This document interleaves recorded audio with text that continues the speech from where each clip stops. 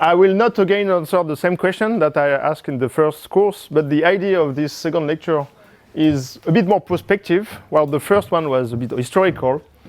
That one is more about, well, basically, we can imagine, we can guess that in the next few decades, we should be able to detect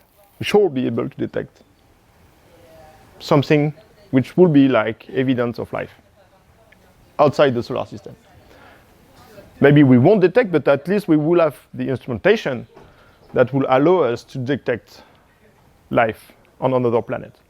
So the objective of this course is trying to see, okay, within the next few decades, what are we expected to do?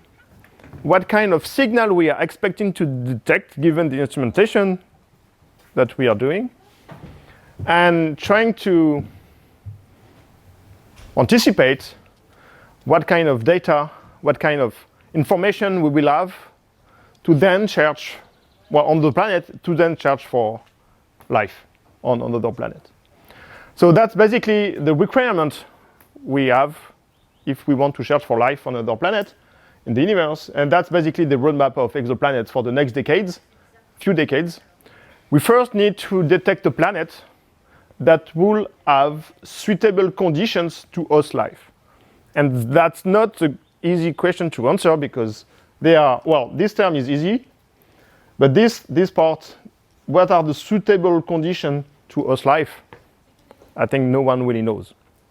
Well, we know the life on Earth. We know I think we can pretty well know what are the conditions for life on Earth to emerge, but we don't know if there are any exotic life or what are the conditions we need for those. But anyway, at least we need to have a planet for those life to evolve and to emerge.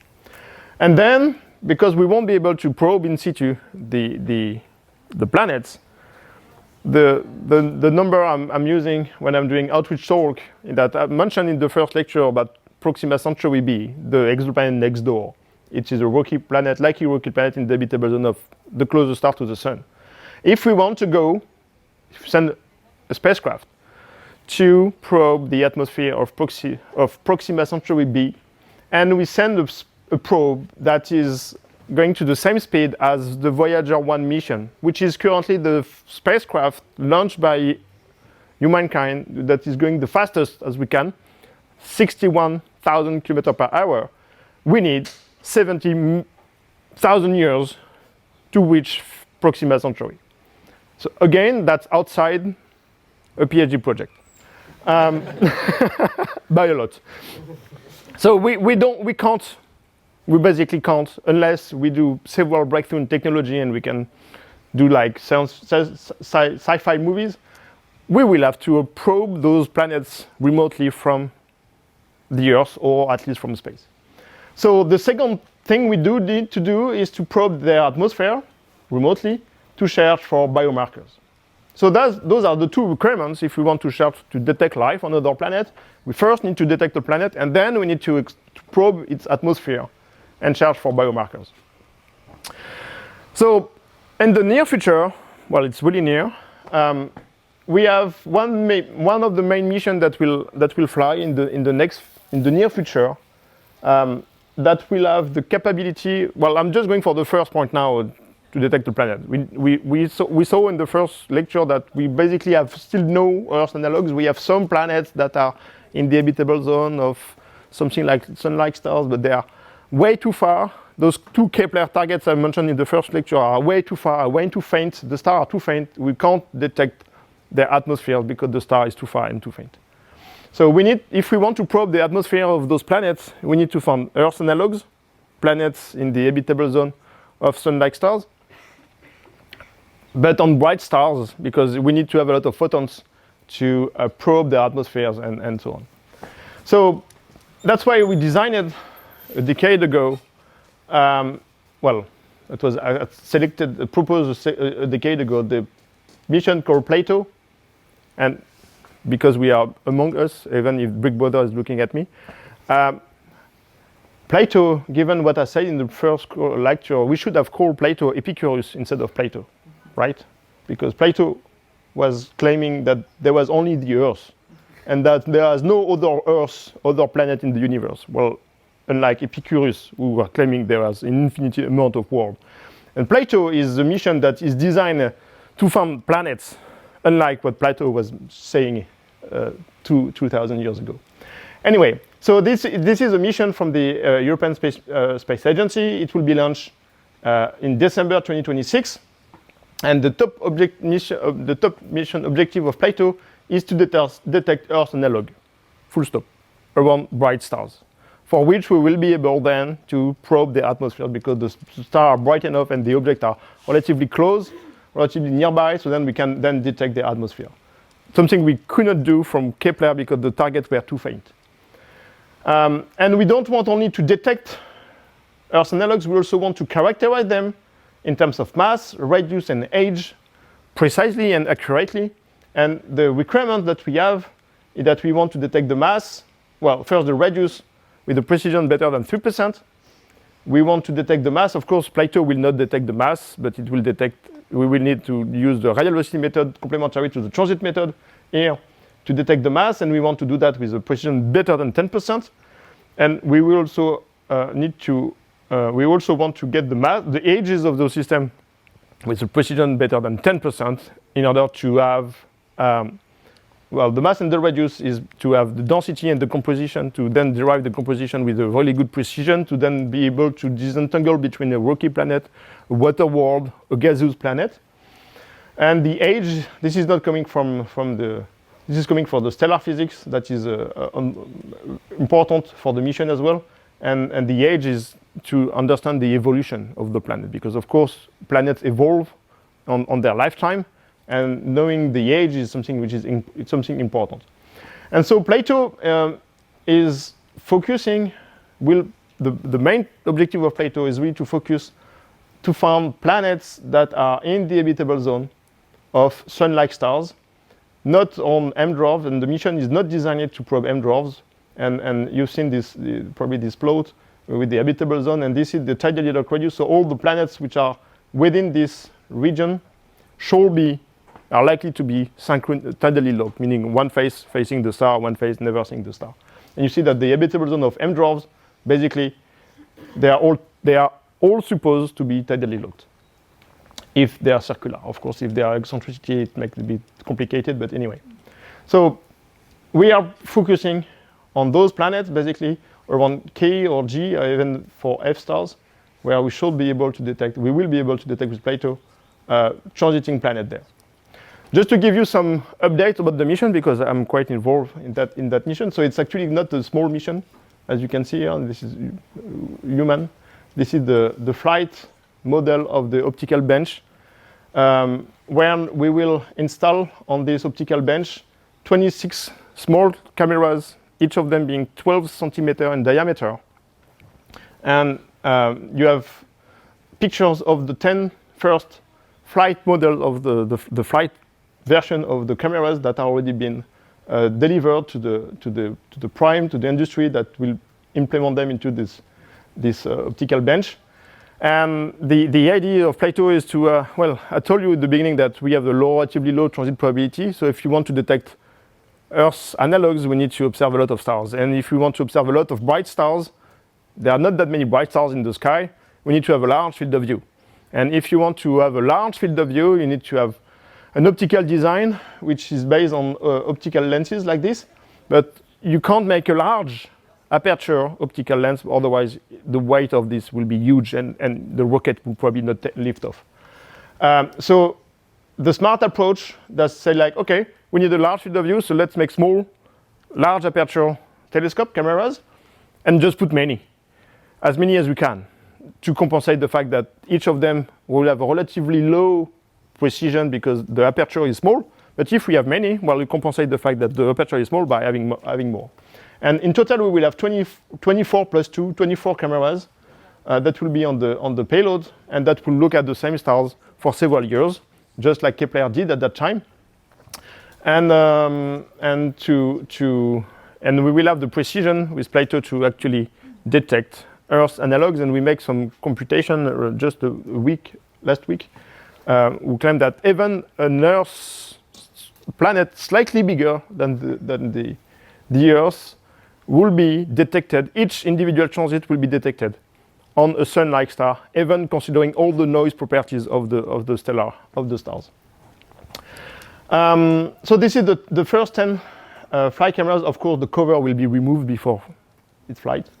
And something we did for Plato is that we named each of the camera after famous astronomers, and because there are different countries, each country's suggested names. And for France, it's Françoise Praderie, who was an astronomer at the Paris Observatory and make a great development in stellar physics.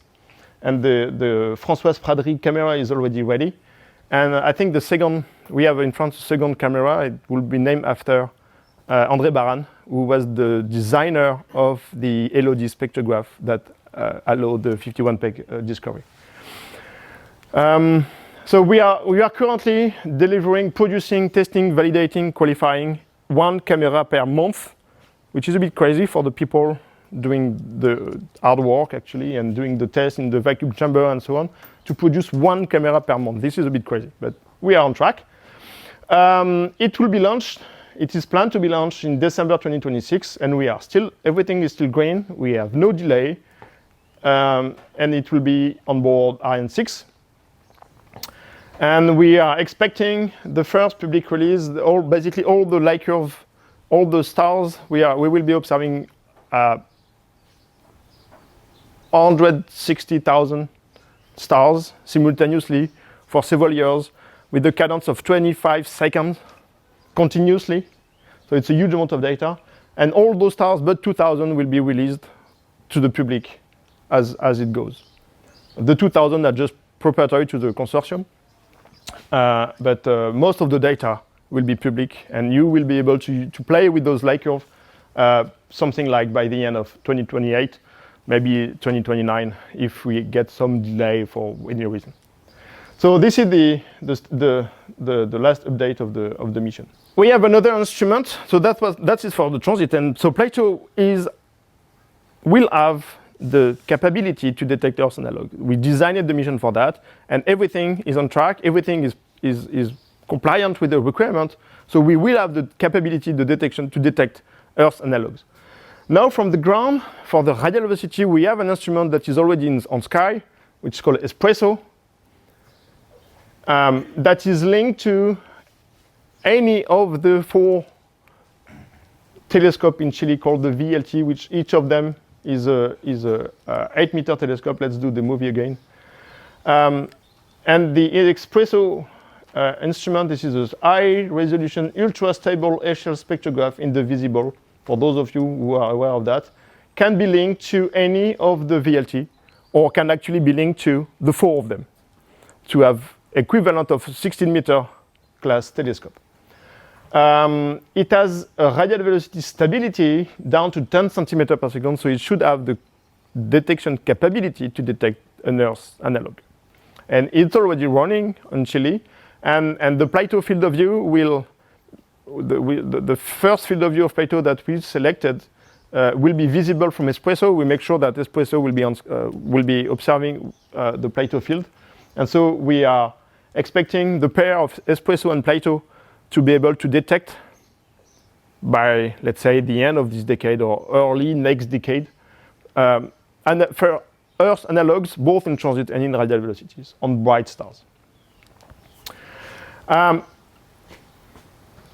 I was doing my PhD about 15 years ago from now, I was not here, but I could have came actually to the RED school. I should. I was doing this plot that was quite famous at that time about the radial velocity amplitude of signal we detected across time, a bit like the movie I showed you before, but this is in time. And basically, when I was doing my PhD, I was saying like, hey, there is kind of a slope here, and we are improving in time with kind of a constant improvement, the detection of small planets. And at that time, I was saying like, okay, well, we should be detecting the first Earth analog in radial velocity by 2025, 2024, meaning now. But no, that was not a good prediction.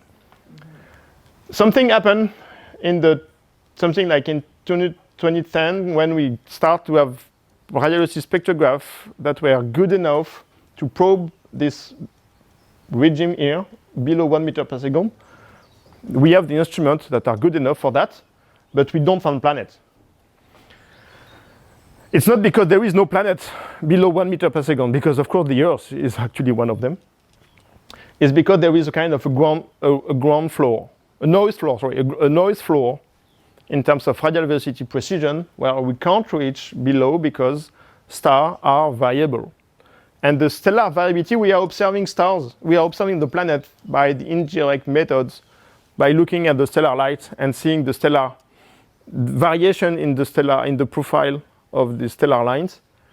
And because the stars are not perfectly constant in time and perfectly uniform, the variability at the surface of the star impact the detection, the measurement of the radial velocity. And this creates this noise floor that we reached starting like 15 years ago in radial velocity, and we have basically no detection below 1 meter per second. Although we have the instrumentation like Espresso now, which is actually operating for about 5 years now, that is capable to go much below 1 meter per second.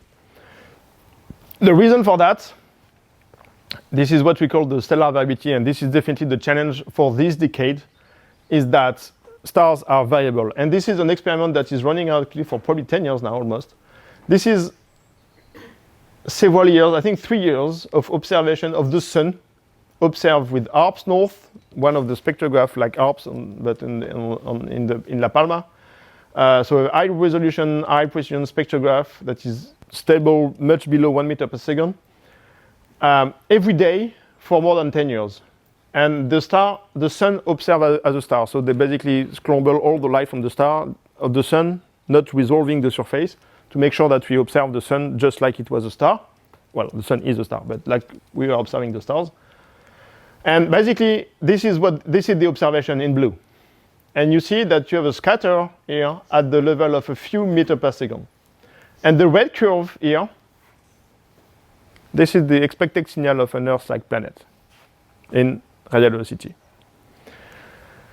So the challenge we are facing now, it's not an instrumental issue, because the instrument, no, it's not the case for ARPS or the Espresso will do the same. And actually we have some colleagues in Portugal, we are building a concept, a small instrument that will send the flux of the sun to Espresso, so then we can do the same thing, but with Espresso.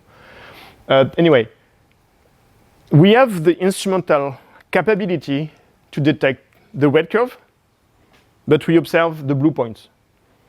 And the challenge we have now is a data science issue, is a statistical issue about how can we actually remove this noise, which is caused by stellar variability, to actually be able to narrow down the scatter of the stars down to be able to measure these kind of things. And the reason for why the sun, which is actually quite a quiet star, shows kind of large variability at the level of a few meters per second, much above the target amplitude for a sun, for an Earth, you have two main effects. First of all, you have features at the surface of the sun and of stars as well, like star spots, which are not, now we know they are not windows from the inhabitants inside the planet, inside the sun, sorry. So those star spots, when you observe the photosphere of the star, and you have a line profile here, because of Anna's talk, I guess you know pretty well all those lines form. And when you have a dark region going in front of the stellar surface, this is deforming, perturbating the stellar line. And when you measure the radial velocity, you are measuring the barycenter of this line. So when the spot is going on the stellar surface, you basically have a shift in radial velocity, just because the spot is crossing. And if you go back to this slide, and if you do the parallelogram or the Fourier transform of this, you will find 30 days, which is the rotation period of the sun. So this can be clearly explained. We understand this, the problem is that we don't resolve the surface of stars. Only the sun we can resolve its surface, or sun-like stars. We can resolve some very giant stars. We can resolve them, but for sun-like stars, we can't resolve their surface. So we don't know where spots are. We don't know even if they are spots or if they are plages or facules or whatever. The surface of the stars are completely unresolved.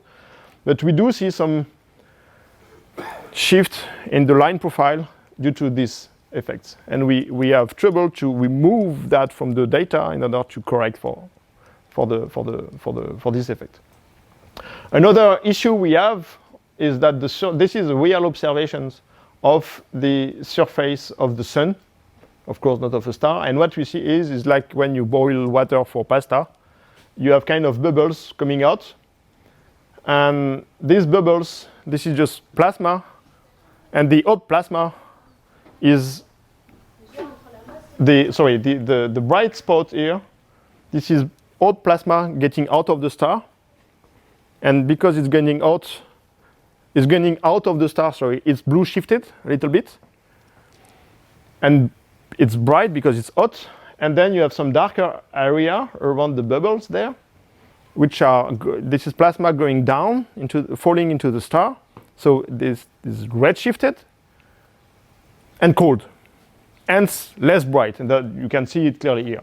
So basically, when you look at the stars, because of granulation, the granulation makes the star slightly blue shifted because of all this plasma getting out, being brighter than the red shifted part of the plasma going down. But this is fine because in average, the granulation is averaging out, and you just have a small blue shift because of the granulation that is averaging out on the surface of the star. So it's just a shift, an offset. But when you have features at the surface of the star, you are removing locally the granulation. And it means you are inhibiting this blue shift of the star locally. And this creates variation that is linked to the rotation of the star, that is creating some radial velocity variation that are actually even stronger than what we are seeing here. And on top of that, this granulation is not actually completely averaging out. It's averaging out over a long time scale, but it has some time scale still. That is the time scale of the granulation.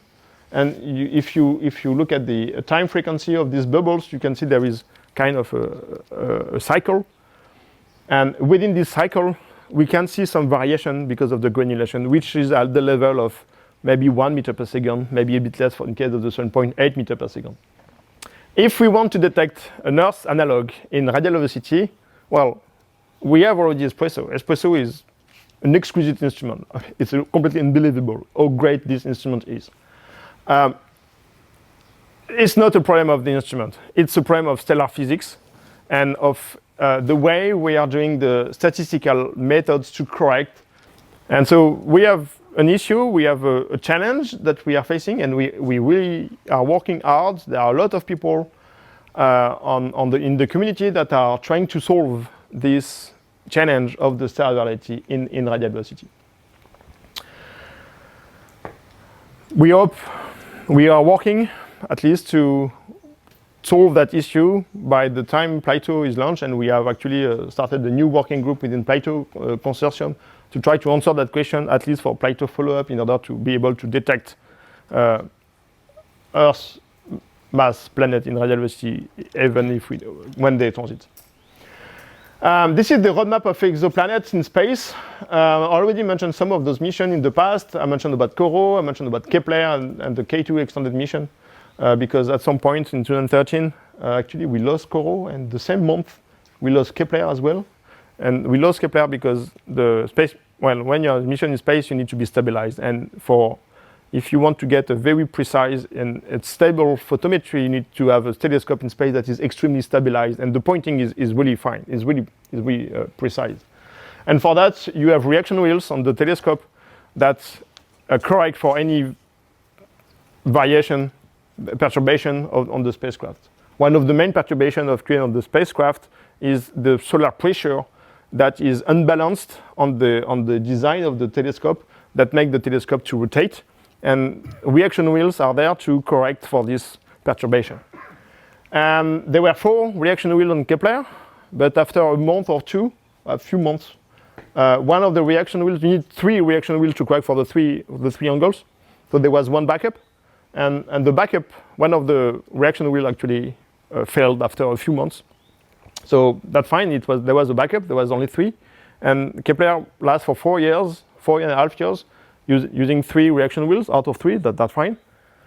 But in May 2013, the second reaction wheel start to fail, and so with 2 reaction wheels, you cannot compensate the three axes.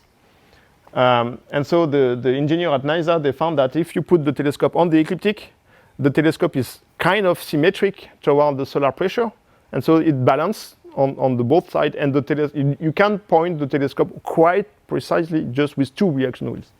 And that's why we stop the Kepler Prime mission. We stop observing the same stars, and we move to the K2 mission that was pointing on the ecliptic for shorter duration, but we increase the number of targets, and we have a new mission based on the Kepler telescope that was operating until 2018, when actually the telescope Kepler itself became too far away from Earth to be able to use it, because it was just too far, and the communication was not good enough. There was not enough bandpass to communicate with the telescope. In the past, we also have the Hubble Space Telescope and the Spitzer Telescope that were not much used. Well, I should not say that with Elsa in front of me. Sorry, but those missions were mostly used and for characterization of the atmospheres of the planet. But Spitzer was used to detect how much 5 of the TRAPPIST-1 planets. 4. Yeah. To kind of solve the period. Yeah, sure. But from the ground there was 2, 3 from the ground and 4 more from Spitzer. So actually Spitzer detected some planets, in some interesting ones actually, from TRAPPIST. In 2013 there was the Gaia mission. I mentioned Gaia because it was during the question about the astrometric part, and Gaia is expected to deliver next year, or 2026 maybe, the full catalog of astrometry of stars, and from which we expect to detect several thousands of tens of thousands, we don't know, of planets using the astrometry method. Then in 2018, basically a few months after, before we lost completely Kepler, there was a test mission. I mentioned the test mission as well during the question, because it has a kind of the same instrumental design as Plato. 4 cameras pointing to different positions of the sky, and basically TESS is scanning the sky, is doing a full sky survey of stars in photometry, and it has 4 cameras pointing with the 90 degrees field of view basically, and scanning the sky like this with 27 days of observing campaign. So basically the light curve you have from TESS are just for 27 days, and then you move to other stars, except if you are near the ecliptic pole, then you have more observation. But most of the stars are being observed for only 27 days. Then in 2019, we launched CHEOPS. CHEOPS is a small mission from ESA. With the initial objective was to try to catch the transit of stars, of planets being discovered initially by radial velocity. But actually, quite a lot of them actually were already detected by TESS. Probably you heard about this thing. Did you? Called GWST, and is doing. I mean, this is another impressive machinery that is doing a lot of things to probe the atmospheres of exoplanets through transmission spectroscopy, and this is completely great mission. I just mentioned about Plato, sorry, and we have in the near future we have another 2 missions that will be launched. Roman Space Telescope, which will have the first instrument in space to detect the reflected light of exoplanets by directly imaging them. And we are doing the direct imaging stuff already from the ground, but on young stars, on young planets, because they are, as I said earlier, because they are young, they are still hot, and the contrast in the near infrared is good enough. But if you want to detect relatively old planets by their reflected light, you need to have a contrast of 10 to the minus 10 to the 10.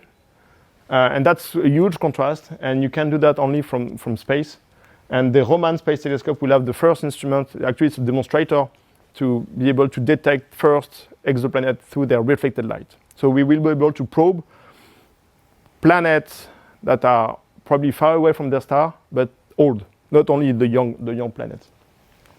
And then we have Ariel. If you want to learn more about Ariel, ask Martin about that. It's a mission that will do the atmosphere of exoplanets, but focusing on giant planets mainly.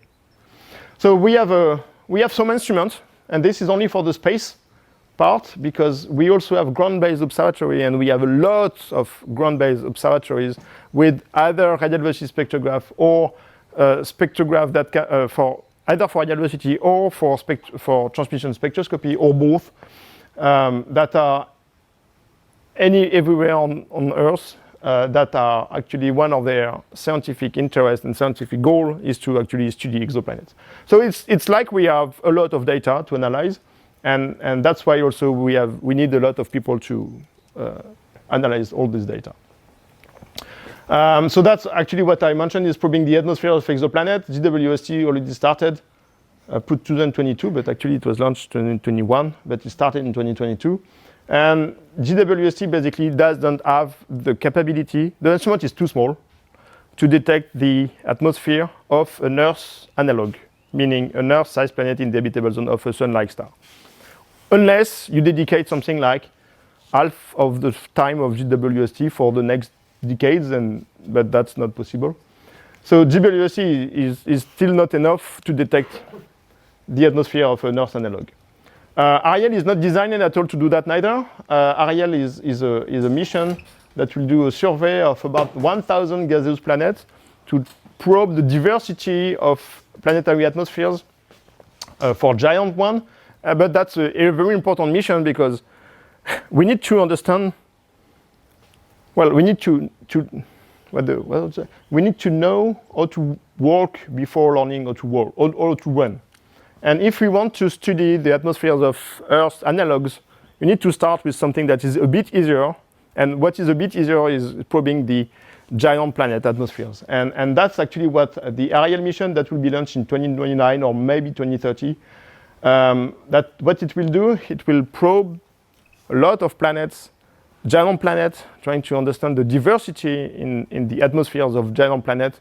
And from that, we will probably improve a bit the modeling as well of this atmospheres spectra. And from that, that's an important step if we want to go then to explore the smaller planet and the Earth-sized planet. As I already mentioned, the Roman Space Telescope, from space, it will be able to directly image the reflected light of exoplanets that was supposed to be launched 2026, if everything goes well. And well, it's already on good tracks as well. And all the optics have been delivered already, and the instrument seems to be working fine. So we should be able to detect the first exoplanets with their reflected light, and not only young exoplanets. From the ground, we are working on this huge thing that is called the Extremely Large Telescope. After the very large, we have the extremely large, and then we have already foreseen about the overwhelmingly large telescope, but this is still a project. We have some people who are thinking about doing an overwhelmingly large telescope on the moon, but that's probably still sci-fi for now. So this telescope is not sci-fi at all. This is actually being built in Chile. This is a 39 meter in diameter. So you take this room. It's not enough to put the mirrors of the ELT inside this room. The building itself, the dome here, is 80 meters in diameter. So from here to the other part of the lake, basically. That's the size of the dome. It's not well, we have the chuck here to scale, okay? That's a big thing. And we will have also some instrumentation that will be dedicated and designed to do the high resolution imaging and to directly image planets. But because of the atmospheres on top of us, we will only be able to do the thermal emission, which is already be great because at this diameter, we should be able to probe much closer to inside the star that we were able to do before.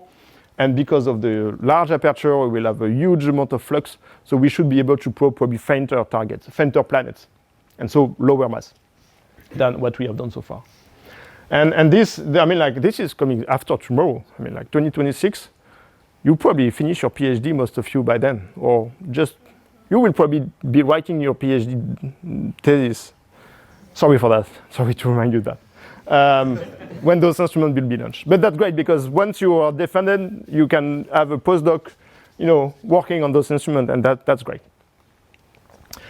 And then we already foreseen, I mean, like both NASA and ESA, the European and the American Space Agency have already made their roadmap already at the end of the 2010s decade, before the 2020, about basically they say, okay, we want to do flagship mission, large mission, ambitious mission for, let's say, 2040, 2050. And they basically ask the community, expert panels, and so on to meet and to discuss what we should do as an ambitious, big flagship mission by the mid of this century. And what came out clearly out of the NASA Astro 2020 decanal discussion was this guy, which now called HWU for Habitable World Observatory. Do you want me to explain what is aim, or this is clear enough? The objective of this is to do the direct imaging of Earth analogs, meaning stars, planets around nearby stars, and to directly image them in reflected light. And because we will be able to, when you resolve a planet, you can put a spectrograph on that, and you get a spectrum of the atmospheres. And then from the spectrum of the atmosphere, you can try to see if there are any biomarker in that. It will be working in the relatively near infrared. It depends what your definition of near infrared, but it will be relatively near infrared. That's basically slightly bigger. The design is for something that is slightly bigger than GWSC, but not completely large. There was the design at the beginning of a 15-meter class telescope, but the problem is that it was difficult to imagine putting that telescope into one rocket and to make sure that it can be deployed and so on. And this was, in terms of budget, that was completely crazy. And so they end up with this design of an off-axis telescope of something like 7-meter telescope. It depends on what your definition, if you take this part of this outer part anyway. It's about like the size of GWSC, slightly bigger, but with a much better design for the direct imaging of exoplanets, much better than one GWSC is doing now. And if you have already looked at the GWSC pictures that are completely amazing and great, you see that stars are not like point source. They have like this kind of weird thing in front of the stars, which are due to the design of the instrument. But this is a kind of a nightmare if you want to go very deep and very close to the star. So this off-axis there make the pupil of the instrument almost perfect, and you can go much deeper and much closer into the stars, and with the enough precision and enough contrast to actually be able to detect Earth analogs around nearby stars. When I say nearby, I say less than 20 parsec, so less than 60, 70 light years. And in Europe, we made our own committee as well, and our own prospective work, and we came up with 3 different large missions for ESA. One is to go back to the giant planet in the solar system. One is to explore the universe in the gravitational wave, and another large mission is the mission. The objective is to probe the atmosphere of temperate planets, with one mission concept that was suggested at that time, which is life. Again, the wording is quite meaningful. It's actually meaning it's actually for large interferometer for exoplanets. And the objective of this, the concept of this mission, is not to send just one telescope, but to send 3 up to 4 small, relatively small telescopes that will make the aperture, equivalent aperture of a much larger telescope. And we can put them at a different position to change the aperture, to change the diameter of your telescope. And then we combine the light into a fifth spacecraft here that will be doing what we call the Newling interferometry. So basically, it will use the interferometry of the star with itself. And so it will use the interferometry properties to remove the stellar light while preserving or even boosting the light from the planet. We are actually doing that from the ground with the instrument called Gravity on the VLT. And the idea is to do that from space in the infrared with this instrument called LIFE. And that is expected to be launched something like 2050, but there is no clear commitment from my side on the launch date of this at all. And again, this instrument will be focusing on planets up to 20 parsec. And the smart approach of this European concept is that you can change. I've told you in the previous lecture that the angular resolution you can get is something like 1.22 lambda, the wavelength over the diameter. And that's scale at a given distance of the star to a given separation. So if you separate if you move the spacecraft away by the right distance, you can make sure that your instrument, the equivalent diameter of your instrument, can resolve the habitable zone of the stars regardless of their distance. And the further out the stars are, you can make the spacecraft the larger out, further away, to probe the habitable zone. If you have a very nearby star, you can make the spacecraft to be closer to each other, and you can still probe the habitable zone.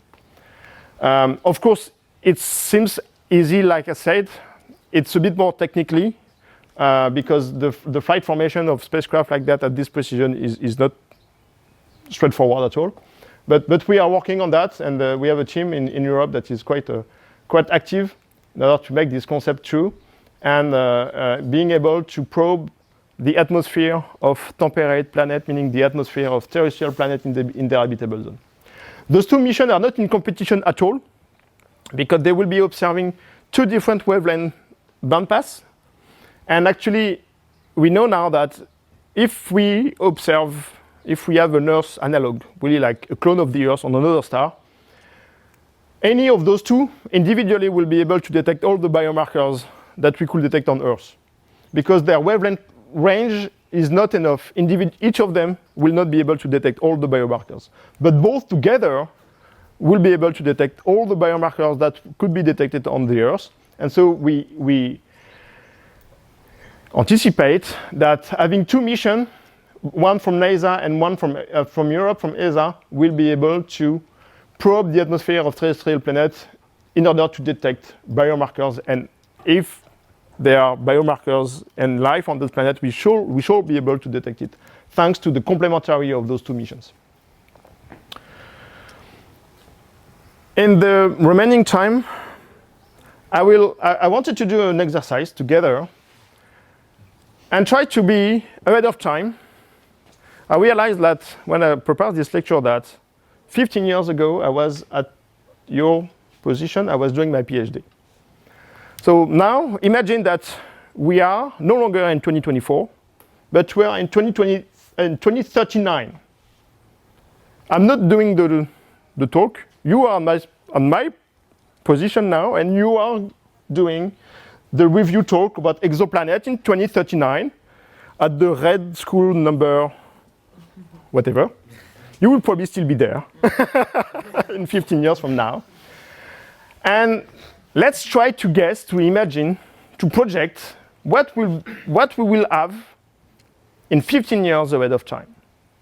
Of course, this is completely ignoring the threats of climate change on research.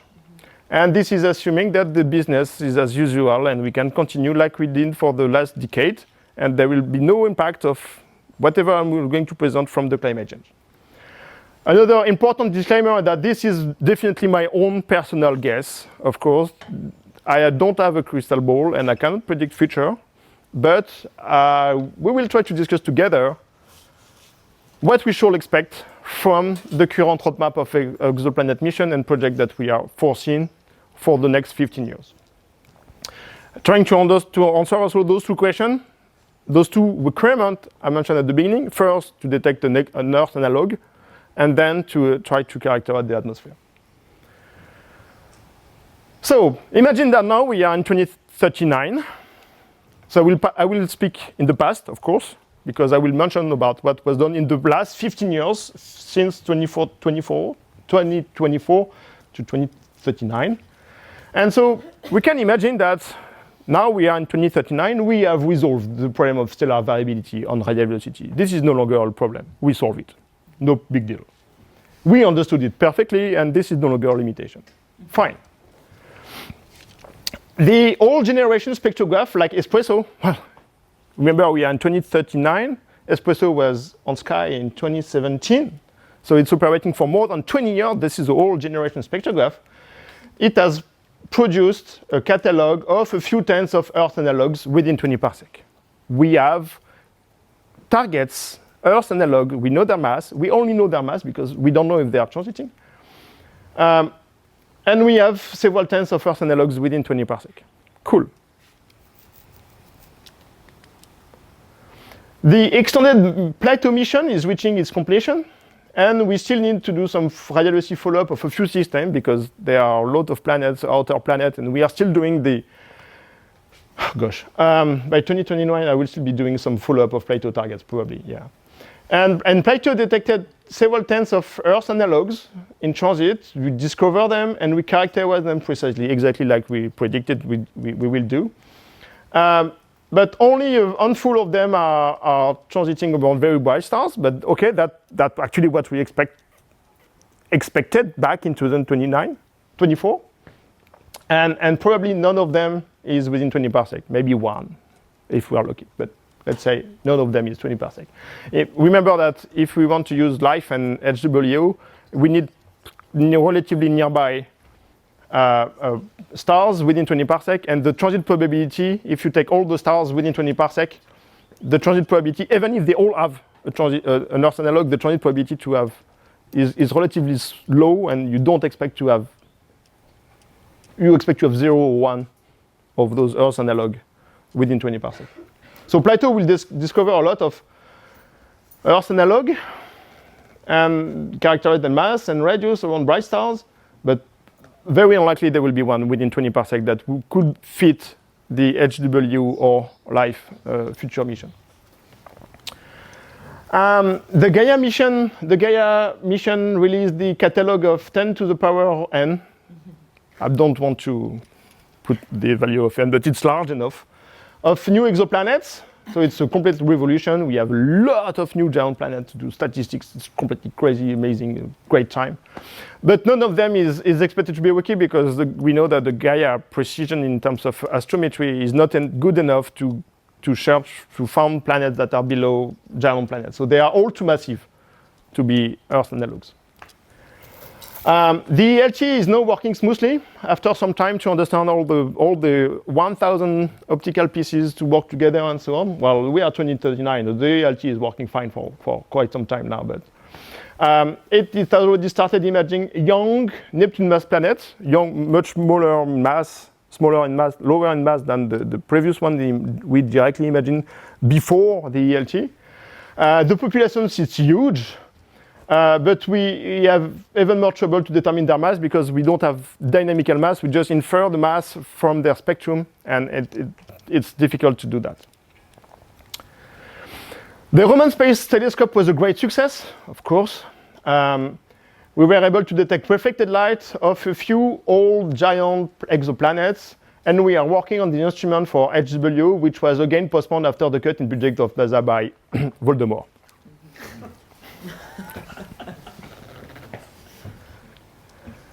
The Roman Space Telescope also has one part of its survey. I didn't mention it during the course in 2024, but one part of the project is actually to explore planets through the gravitational microlensing. I didn't mention it. And they discover something like 10 to the power m, m being large again. New exoplanets. Actually, some of them are relatively low mass, but none of them could be further studied because the gravitational microlensing happened only once, and you cannot study the signal again. So this is just to statistical studies. That would be completely great. No, that was completely great for statistical studies, but not for. We can't characterize and we can't study further those exoplanets. So now going to the atmosphere. So the area survey of atmosphere is over by 2039. This is great. There are so many spectra to interpret. This is completely crazy. The diversity in exoplanet atmospheres is huge, and the GCM, the global climate models, are far from being able to explain it. What are you doing, guy? Stop going to the beach. Ariel is the name of this girl. We are working on a new mission concept that we suggest to call Flounder.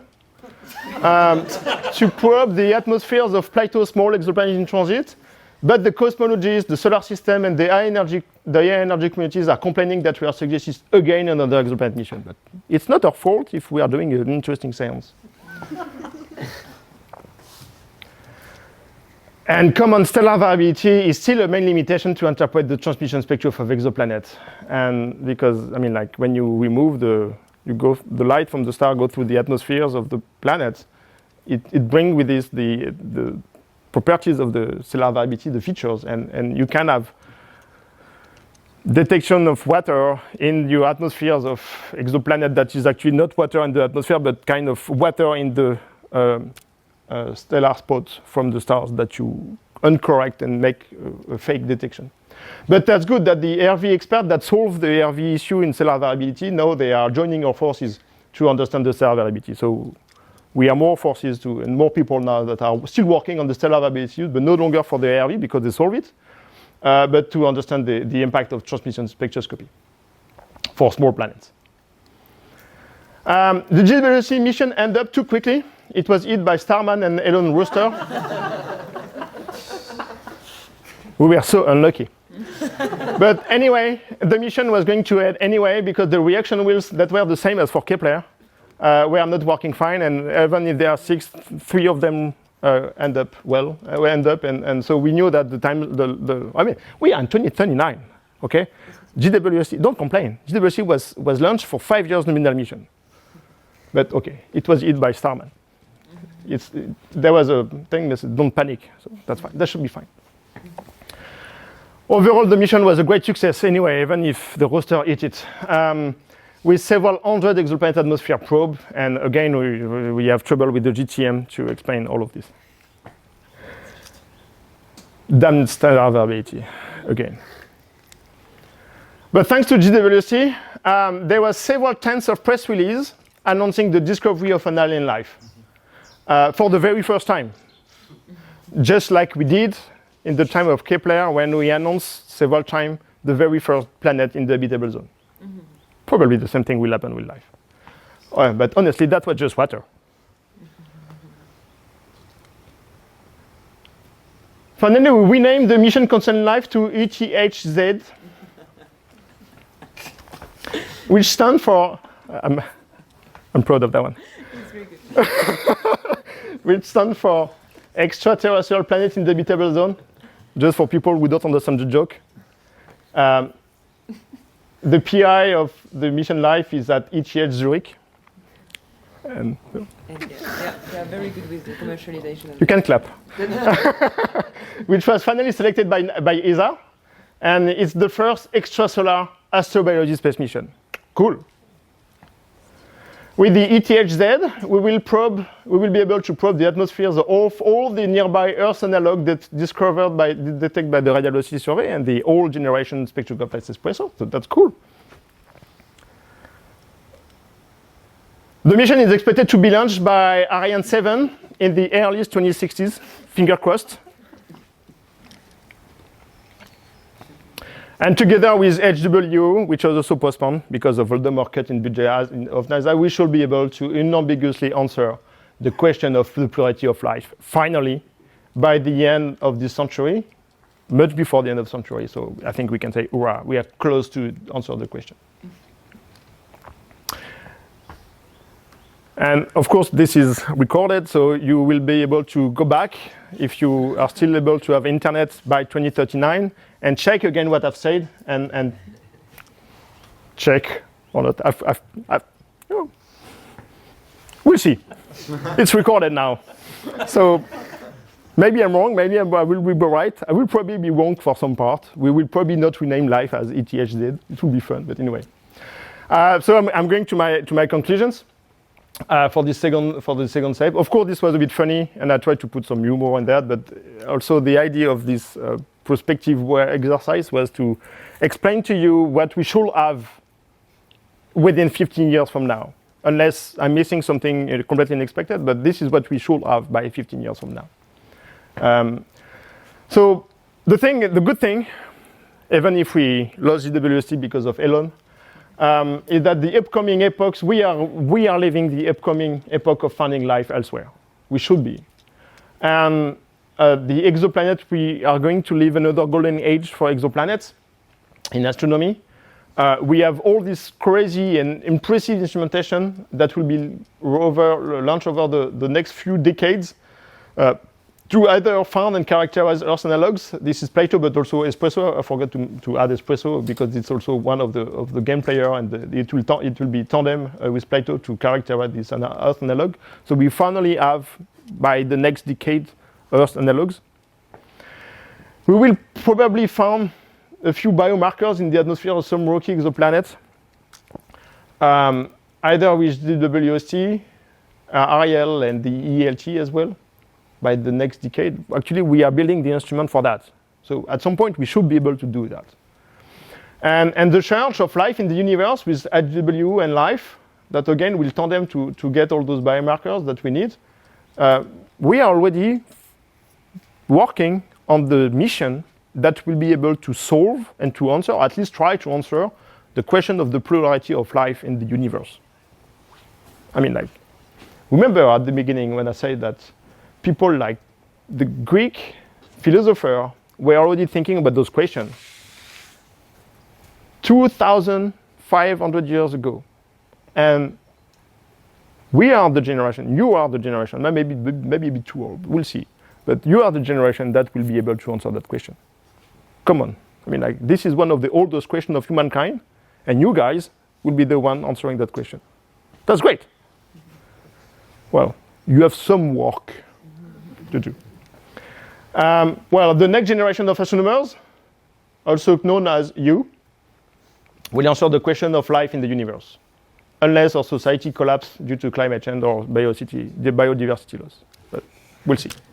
Let's hope that we can work as well to make all this great science as sustainable as possible, so that we can continue doing this great science in a sustainable way. Thank you.